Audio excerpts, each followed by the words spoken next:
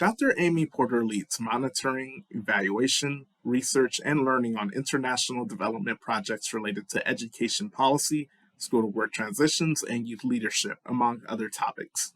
From 2018 to 2022, Amy was the senior researcher on the USAID Middle East Education Research, Training, and Support Contract that responded to on-demand requests from the Middle East Bureau and missions in the region to support evidence-based decision-making related to the most pressing education issues in the MENA region.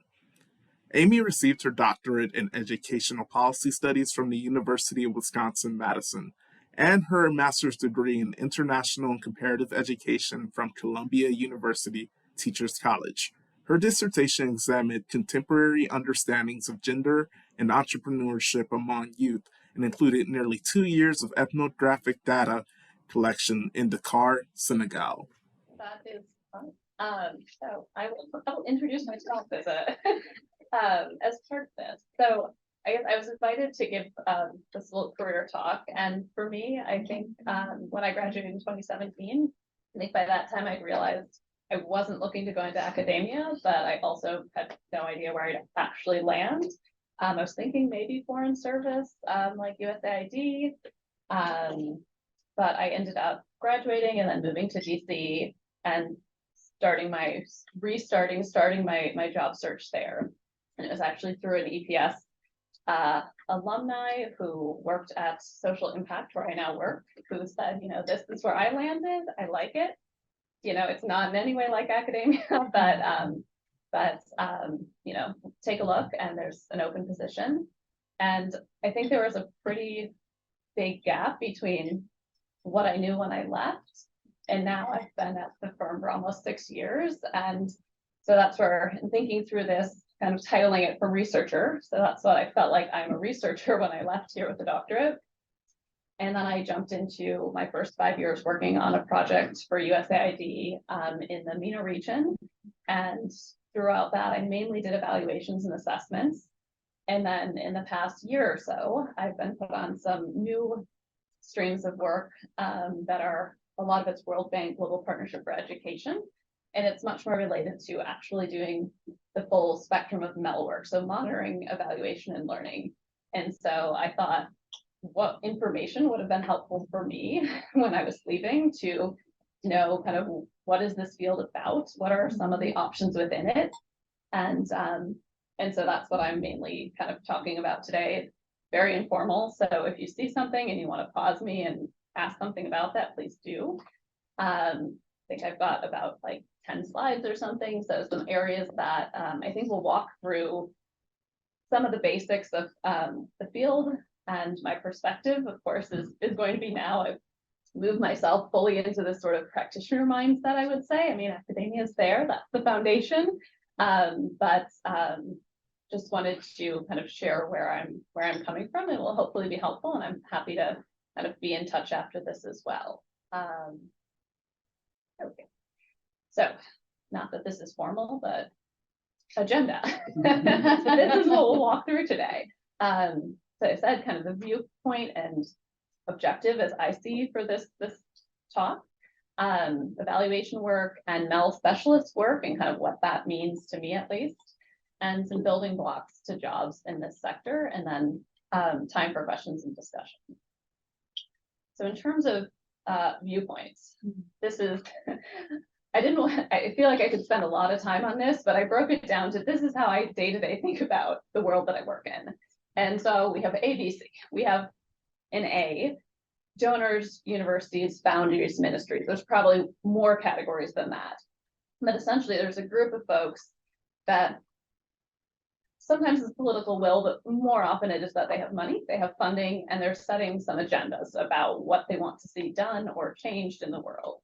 So that's for international development, from where I'm coming from. There's lots of folks that we're working with that are setting an agenda. And then we have in category B, we have folks that are essentially implementing that agenda. So some of those are organizations that are implementing organizations. They may be actual ministries. So if it's a ministry that is kind of setting a policy or an agenda, it might be those that work within that ministry that are tasked with then actually implementing that agenda.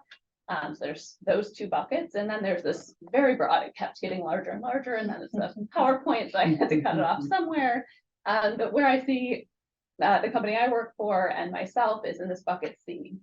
And that might include both in-house, so within a university, within a donor organization, or within a ministry, or it could be independent firms. And where I work at Social Impact is more of an independent firm. And this grouping of firms or individual consultants are often tasked with helping to set up or think through or enact monitoring, evaluation, learning systems, kind of designing those systems and seeing that the data is collected to be able to learn about programs, thinking through the strategy. So how do we actually take what we want to see happen and kind of put that in an organized framework so we can understand if we're moving towards some goals that we've set for ourselves or not. There's a lot of organizational training, so thinking about strategy setting, getting folks to kind of understand where they want to move an organization or a community, or it can be at really a lot of different levels. In the same category, there's also university research centers and researchers, independent consultants. So this is a lot of folks that are engaged in this process of like, an agenda has been set, an agenda is being implemented. How do we know what's happening? Is this the right way to go? Are we making progress? These sorts of questions is where I see sort of my firm and evaluation, monitoring evaluation, learning specialists kind of living. And then in terms of the line of work that I'm in, I do think for this talk, there is some broad applicability to, and I've broken into 3 groups. There are probably more, and there's probably an undecided bucket as well. So you've all introduced yourself, but I'm also just curious. I'll kind of go through each of the groups and then maybe like a quick raise of hands as to where you see yourself most closely aligned. So the first group is more in academia. You're here now and you see yourself kind of continuing. That is the desired path of staying in an academic role. And I think for folks in that trajectory, there's often consulting roles that, in addition to all of the other responsibilities that, that our professors have, many academics take on consulting roles because we're always looking for specialists. I do a lot of recruitment for folks that have a niche skill set that we're looking to add onto a project team. So I think for group 1, those of you that might be thinking academia is definitely where I'm trying to go and stay. There's still an applicability to what I'm talking about in terms of consulting roles. In the second group, either folks that are interested or looking to work in either US or international education systems, and it could be broader than just education, it could be any kind of bigger system. So for a lot of these, the group C, MEL consultants, individual firms, or consulting firms like the one I work at, are often engaging with these firms. There's kind of this big entity like the Department of Education, and there's often folks that are coming from firms like my own that are helping to think through things like strategy, like collecting data, like thinking about the analysis and learning from data. So that second group of kind of work streams. And then in a third group, either for domestic or international, folks that are actually interested in like really pursuing the work of evaluation or pursuing monitoring, learning, and evaluation. And I'd be interested in like getting into this line of work. So in terms of these, granted, small choices, not encompassing of everything, which of you do you think might be considering yourselves in group 1? I see. Okay, all right. There's not a right or wrong. You can also raise your hand more than once. This is okay, great. Okay. Which one's I see. just Yeah, feel free online as well. You can like I see only one person, but that I can see. But and then for group 2, those that might work in like the larger kind of systems level, like a Department of Education, or at the state level, like the state education system, things like that. Okay, all right. And then is there anyone that is already aware of this field of work and or just from this 5 minutes of talking already is convinced that this is a great field that would like to work in maybe evaluation or MEL specialist role? Yeah, okay, all right. I have Gina's on mine. She works. in that as Okay. well. She works for Okay, Rotary. okay. Oh, I didn't even see the chat, so there, I don't have that on my screen, so it's perfect. That's really helpful. Okay. And thank you for those responding up there. Right, yeah, there's some of that as well. So yes, I was thinking, I think when I was, finishing and working through my graduate studies, this was not at all on my radar. I did not know that evaluation and MEL specialist sort of jobs were a thing. So that's why I thought it would be, helpful to maybe talk through what does this work look like. So going into that, this is, I think, one of many ways that research and evaluation and the differences between the two of them are thought about. This was taken from Michael Quinn Patton, who is someone globally known in the evaluation space. He's very focused on use-focused evaluation. My firm was founded with this as like a key way of thinking, and the idea being that evaluation should really be done with the audience in mind for the purpose of being used in some way. And as you see, if we just kind of look at the differences, the research evaluation kind of don't 100% agree with, I know I worked in more of an anthropology and social science focus. So am I really always like purpose testing theory? I don't think of my work in that way, or I didn't. But generally, I think a big difference is that research is organized in disciplines, and thinking about, is the work that you're doing in academia, is it contributing to a discipline? And that's where you're looking at like the theory behind what you're trying to argue. And when you're trying to pull the research together, you are being judged by peer review within a discipline as well. And so there's this grounding in like, what have other people thought about and learned? And then what are you trying to like contribute and like make, an enlargement, or to do something with a body of knowledge that's already there. And if you look at the evaluation side, particularly that first line, you're already looking at a specific program or model. So someone has set boundaries on the world and what you're thinking about, and you're working within those boundaries. So it's not about a discipline and how an idea or a subject has been thought about, but someone has already done that pre-thinking and said, like, here's the world you live in. And now we're going to see, we tried to do something, and how is that thing working within that bounded space? And then the idea is about, there's kind of key stakeholders, the idea that the evaluation should be used and useful to the stakeholders, and whether it's improving effectiveness. So this use effectiveness, like, as you can probably tell, those kind of like terms and those goals are the things that that are often said as distinguishing research and evaluation. And I added my own sort of difference, which I realized in this sort of definition, that's more the common definition that I see of the differences. I think there's a lot of methods difference between research and evaluation. And the way that I think of this now is that research that's based in different disciplinary sciences is there's just a very strong grounding. There's a reason why we do the research that we do, how we do it. And when I jumped into evaluation, I, on one hand, was like, what are all these like buzzwords that everyone is like, we do this little thing. And it's like kind of piecing apart good research and then being like, this is how you would do something that is, it feels like a piece of what I would think about and how I would structure a solid research project.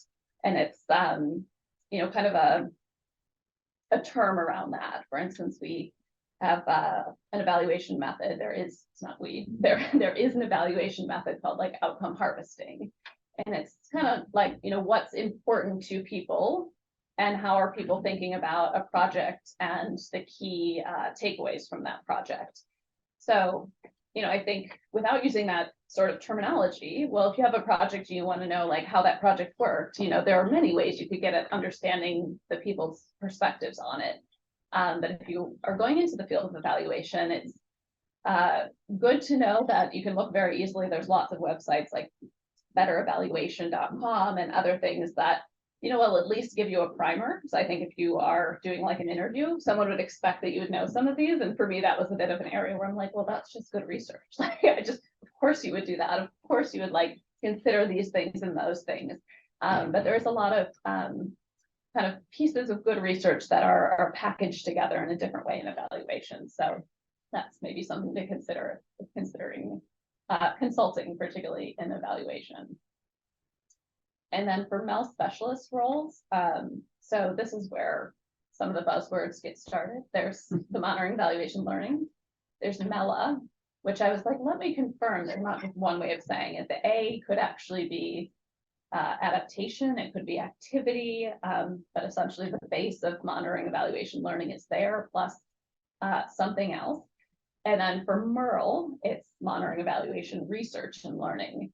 And so generally by firm context, people like to use one or the other. Some people have personal preferences. Some people, really want to separate and have both evaluation and research as part of their activity or the way that they're thinking about collecting data.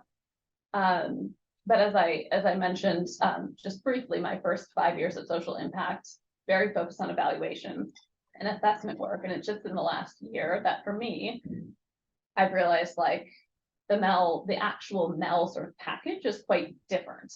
And how I've kind of defined it here from how I now understand it is that the MEL work is really setting up and implementing the monitoring, evaluation, and learning plans. So you're tracking a strategy or theory of change. So that's the goal of the MEL work, is to track strategy or a theory of change.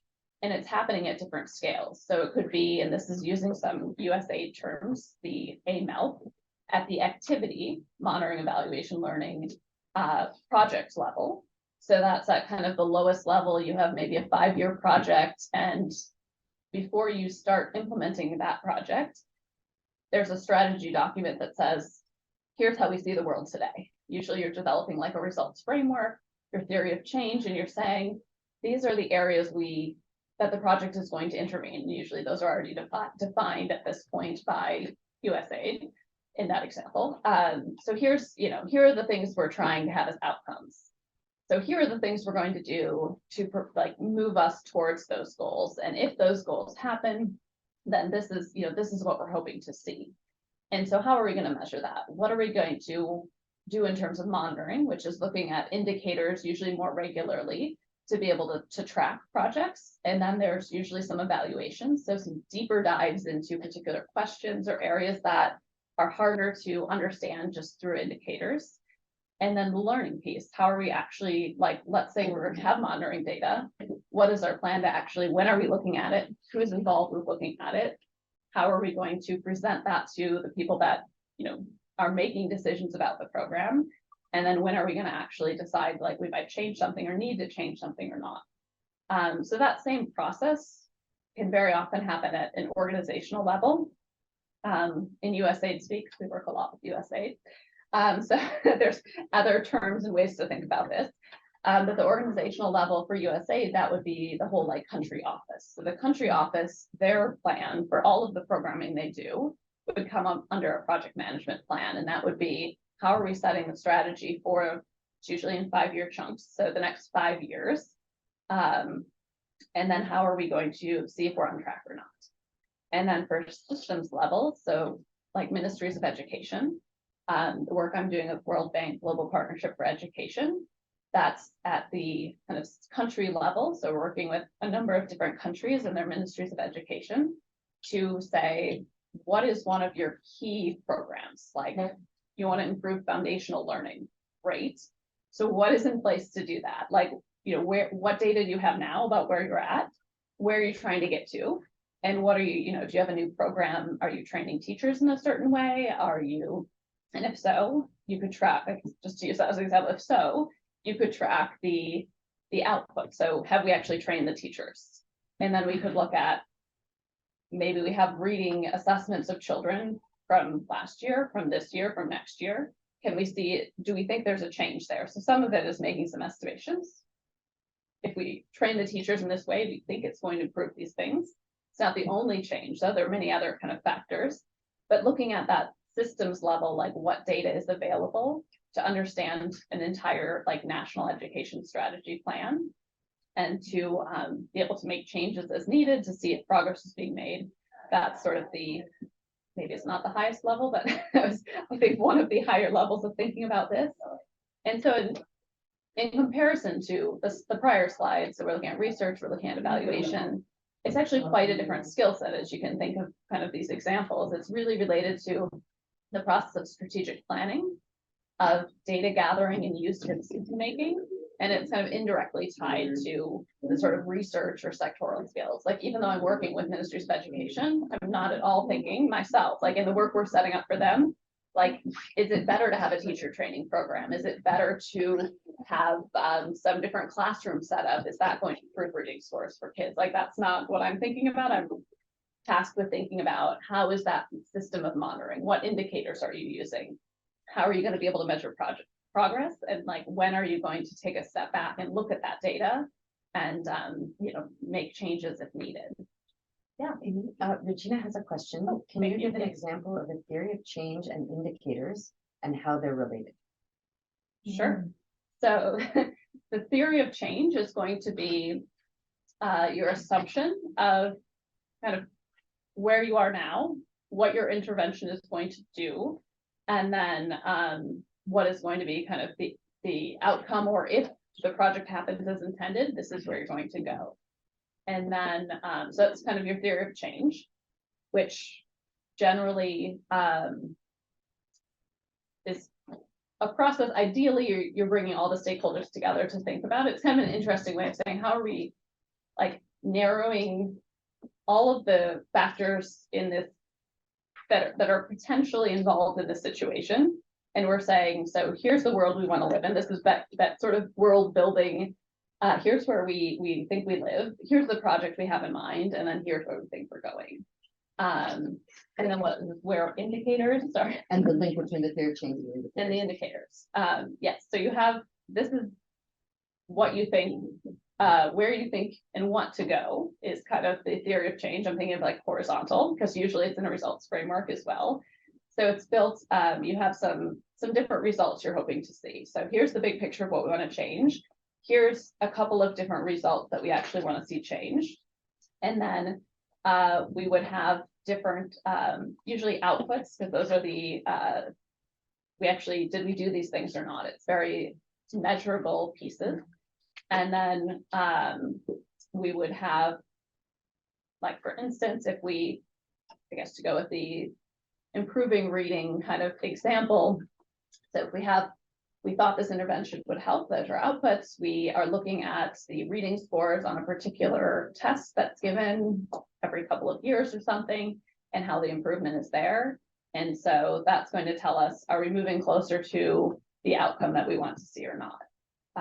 So I think that's maybe a basic example without, I didn't put any of the actual frameworks or anything like that in this talk, since it's more just about the theory, but yeah.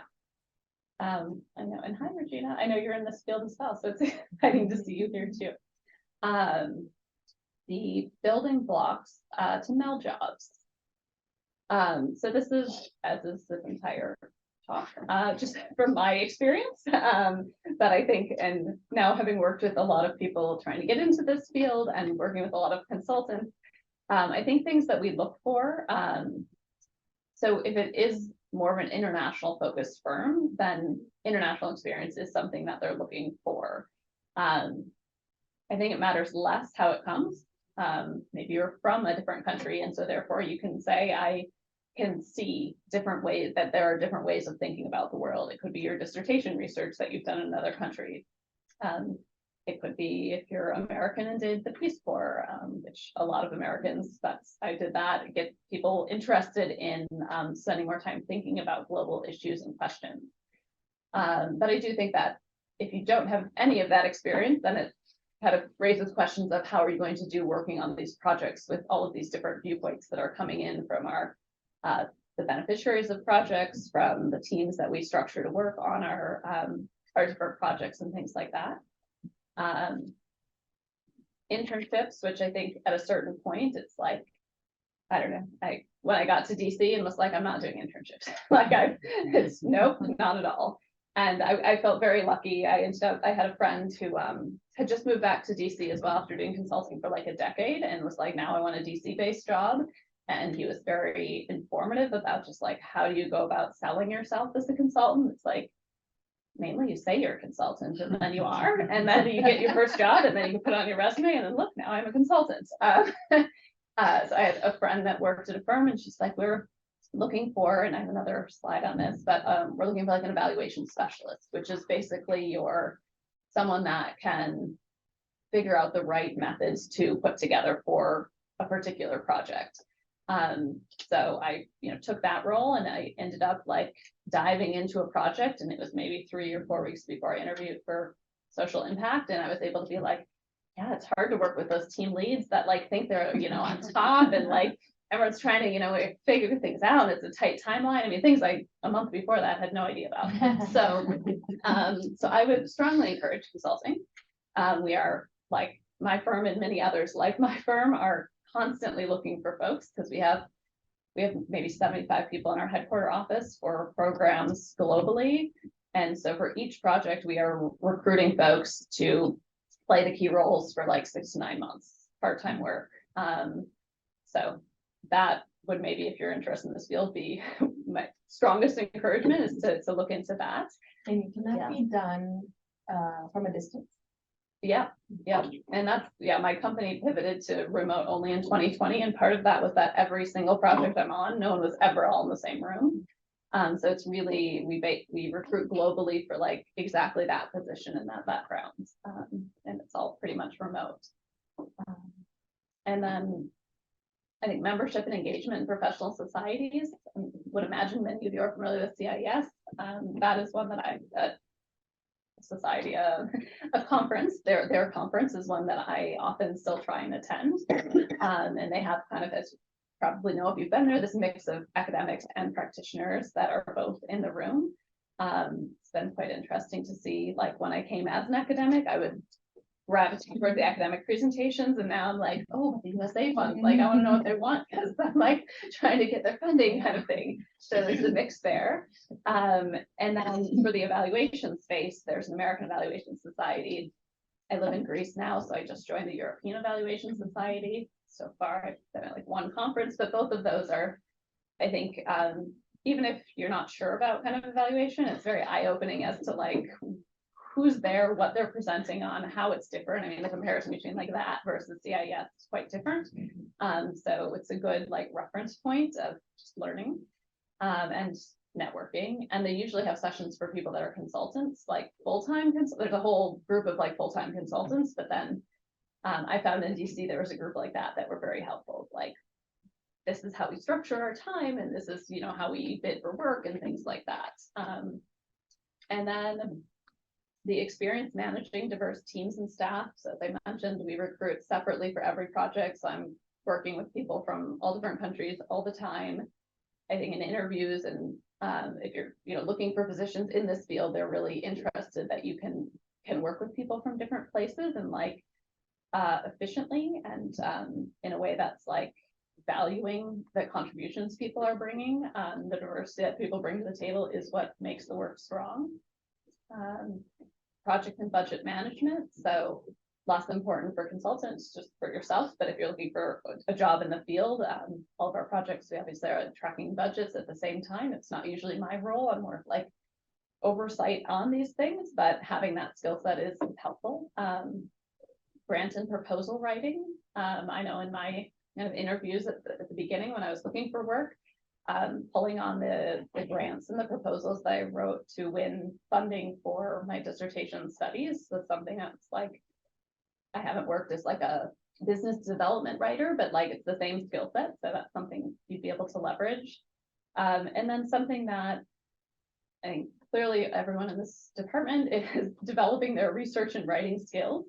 But something that was quite different for me was that I, had just come off of finishing my own dissertation where I had the transcripts, I did the coding, I had my own coding process. It was like in my own world. And then in this line of work, you're thrown into a team. So it's not just like you're doing coding. It's like, how do I set up a coding hierarchy that like other people understand and that can efficiently be like done? That's like a level of detail that everyone can kind of get, we can do some inter-rater reliability and make sure we're all coding the same way. And the same for writing, like we do everything in SharePoint now, or like Google Docs, and it's more or as much about me clearly saying, here's what we need to pull together. Here's the template, here's the work. I'll take this section, but I need to rely on other people to do others. So I guess versus the independent sort of work we do most often when we're going through graduate school, this is a bit of shift on thinking of how to do these same sort of skills, but with a team. And then for international spaces, certainly foreign language skills are also something that is highly valued. We have an office in Mali that I work with. I'm regularly on calls that are in French. So if you have, another language, and for my firm, there's advantages. I think we've used almost every language. So if you have a skill, it might not come as often depending on what language that is, but that's something that seems helpful, and just that you're understanding the space that we're working in as well.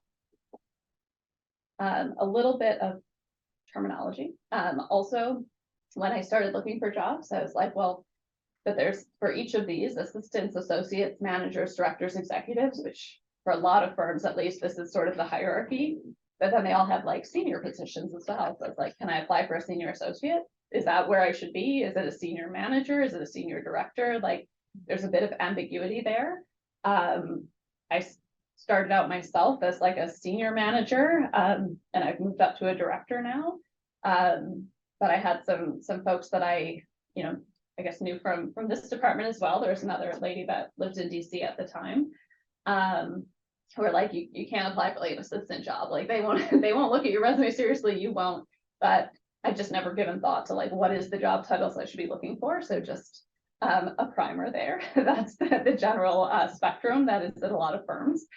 And then in my company, and I think a lot of others as well, there's a technical track and a program management track. And I was hired into as a senior program manager, so into the management track. I still did a mix of technical work. It was kind of based on every project, what are the needs, that sort of thing. Under the management track, I also managed like 6 or 7 junior staff. And then after 2 years, I was like, I like the technical work best. I don't like need to do all of the networking or the supervision of other staff. I think I can mentor staff on my projects, and that's what I like doing. I like to give more senior technical work to them and like help them to work their way up. So I switched over the technical role, which was just parallel. But just, I think a lot of firms, if you have the technical skill set, even if you go into a management role, they will still leverage the technical skills. I mean, it might vary by different firms, but they would be in their interest to do so. So I wouldn't hold back from choosing one or the other. Amy, Yeah. what does technical mean?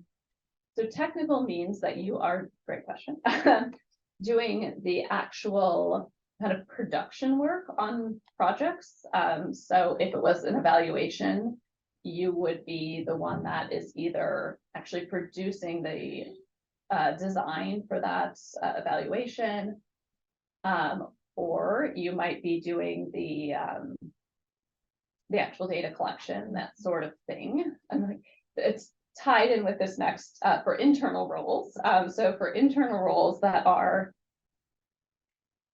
actually, if you're technical or program, you might be a project director. So that's that you are overseeing someone else who's doing the actual nitty-gritty of the work.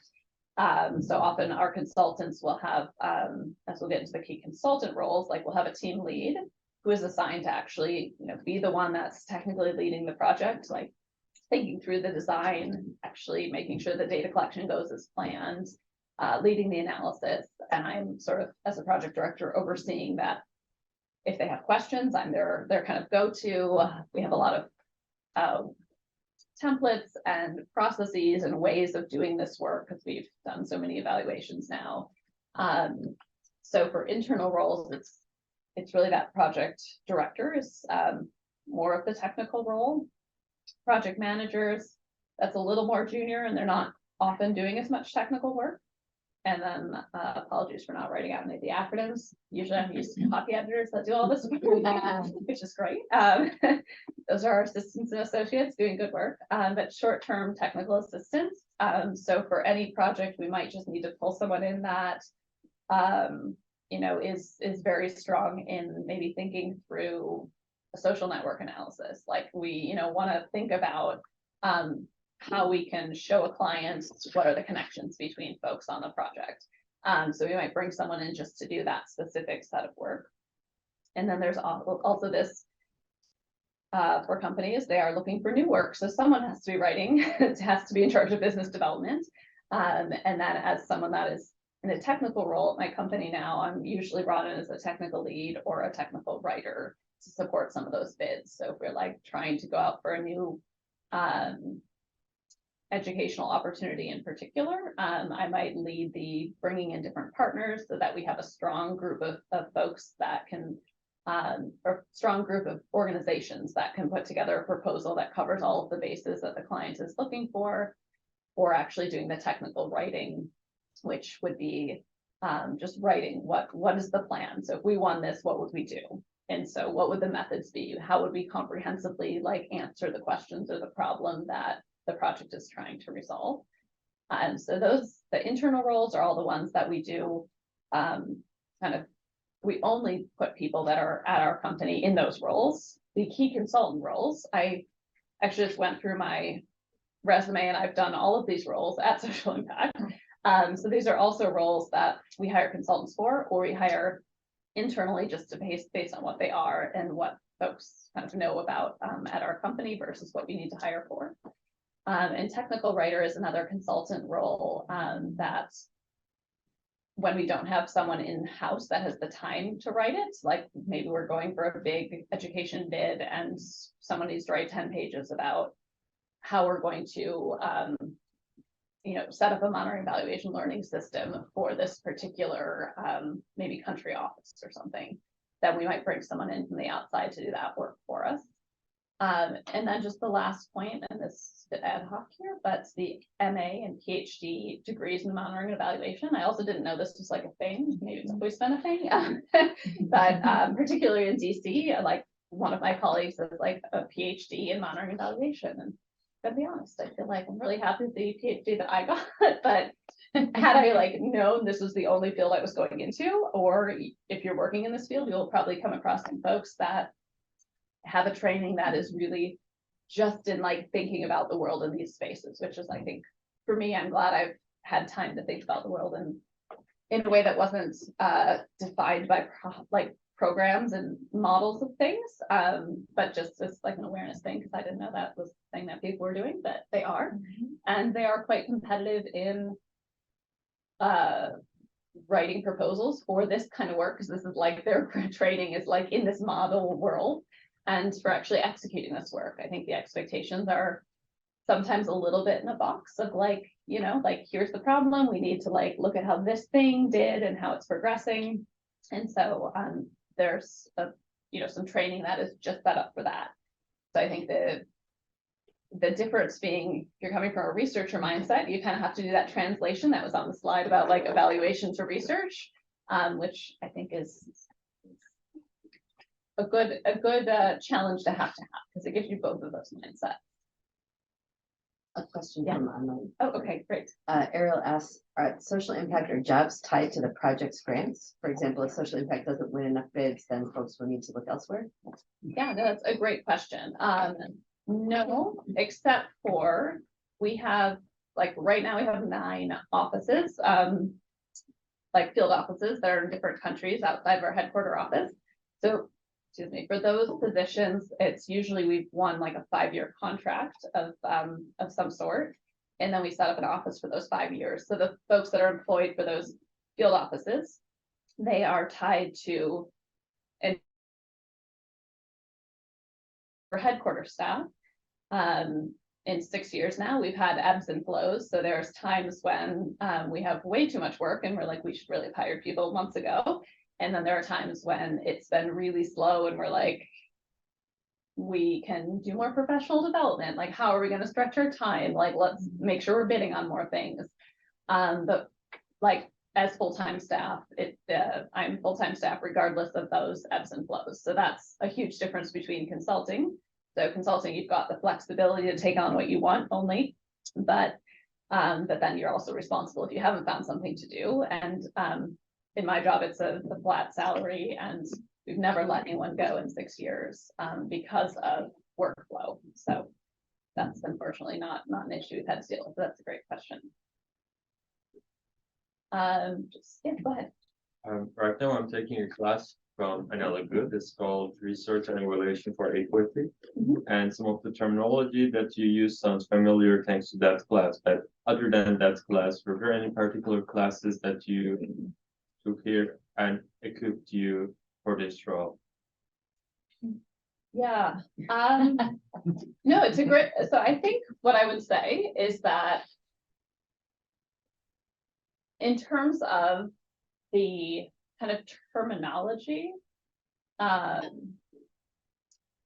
there's maybe less classes that I feel like, and that's maybe where my learning curve was more around like kind of buzzwords and specific evaluation methods and things like that. But I think the actual, I guess what was almost a little frustrating about that was like everything that the training that I did come away with allowed me to, I think, be a strong researcher, a strong just like general assessor of like, does that make sense or not? Like, is that what we should be doing? Why are we not doing this? Or like, oh, we're doing this, but now you're going to call it that something different. Okay, that's fine. We can call it that thing.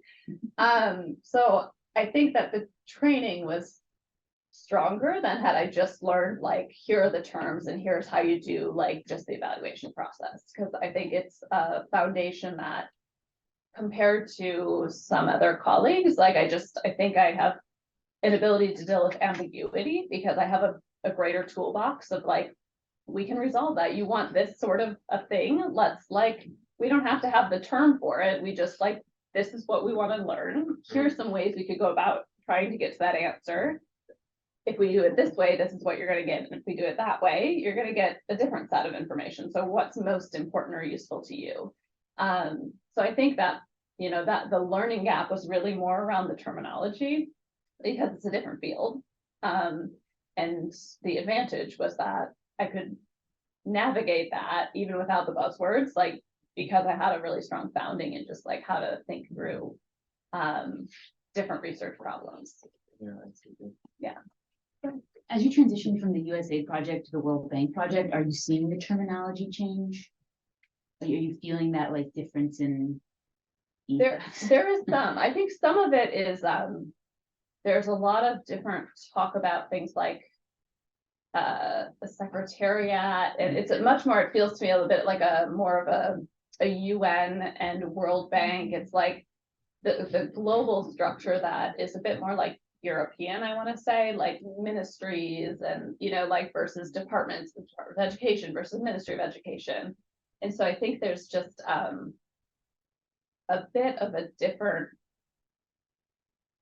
framing that is happening, like and then in terms of like evaluation policy, like USAID has like, this is how we like many resources. If you go to like the USAID.gov, I mean not .gov, but they have like an educational where like website with like templates and tools for like everything that they do and think about. And then I think it's a bit of like evaluation policy is a bit more of like a political thing. Like how do you get the permissions? Who do you have to go through? What are the levels that you're like getting stakeholder buy-in is not like a USAID stakeholder buy-in. It's like more of a policy stakeholder buy-in is what it seems like.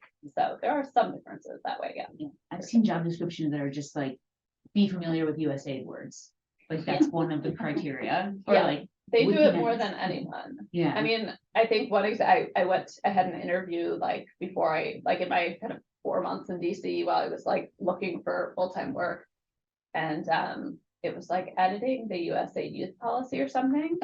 And they're like, you know, it's like, I just like finished my dissertation. I looked at like youth stuff, like, you know, this is my field. I can do this. And then it was like, no, like, do you know USAID's youth policy? Because this is how we talk about youth. Like, there's not another way to talk about youth. And I was like, okay. So no, I did not get that job, but then I learned like, what is this USAID youth policy? Like, Right. okay, but there's one for like gender, there's one for education, like these are like expected, exactly as you're saying, that you would know all of these things for USAID. And I think it's less formal. I mean, there's, the World Bank is a bit more like, I don't know, it feels less prescriptive, like Yeah. that they have a wider range of what would be kind of counted. But just two more, and I won't spend long on these. This is more of a snapshot here, and then we can get to discussion. But I thought, as I was just like, how did I frame myself coming out of academia? This was just like, looked back on my drive in 2017 when I finished my doctorate, like I had the amyporterphd.wordpress.com. I wrote some like briefs about like my research because I was like, I know no one's reading a dissertation. I like had one chapter that I published like in a book, but that took like 2 years to come out. So I was like, here's like maybe like 5 key briefs of like ideas in my dissertation. And I don't think I ever did anything with those. They might still live up there. I should probably like do something with this site. But I like that I had this at the top of my CV because I was trying to understand like, how do I like make sense of like the work that I did in a way that other audiences are going to understand. I see that I have, you know, my professional proficiencies, my education is there. I have my Fulbright Hayes program that's there, my teaching assistant, this is just like snapshot page 1. And then I had a Bourne fellowship that's on there, and I've tried to talk about some things that like relate to more researchy things and that sort of work. And then I looked at like, what do I send around now when I'm asked to like send around my CV? Wow. So I think some of the things that I notice are different. I've added Mel. Now that I'm a Mel person, I've added Mel.